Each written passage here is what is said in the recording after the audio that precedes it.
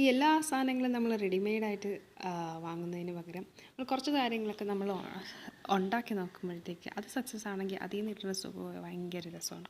അപ്പം അങ്ങനെ ഞാൻ എൻ്റെ മനസ്സിൽ കുറേ നാളായിട്ട് കിടക്കുന്ന ഒരു ആഗ്രഹമാണ് ഒരു ജേർണൽ ബുക്ക് ഉണ്ടാക്കണമെന്ന്.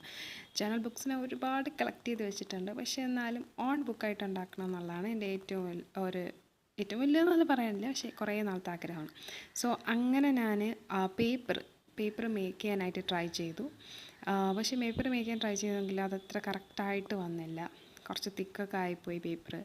പിന്നെ അങ്ങനത്തെ കുറച്ച് പ്രശ്നങ്ങളൊക്കെ ആയി.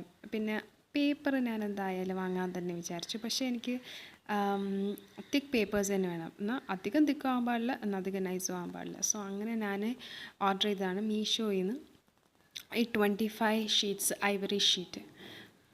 പെർഫെക്റ്റ് തന്നെയായിരുന്നു. ഞാൻ ആഗ്രഹിച്ച പോലത്തെ പേപ്പറായിരുന്നു. ഇനി നമുക്ക് എങ്ങനെയാണ് ബുക്ക് ഉണ്ടാക്കുന്നതെന്ന് നമുക്ക് നോക്കാം.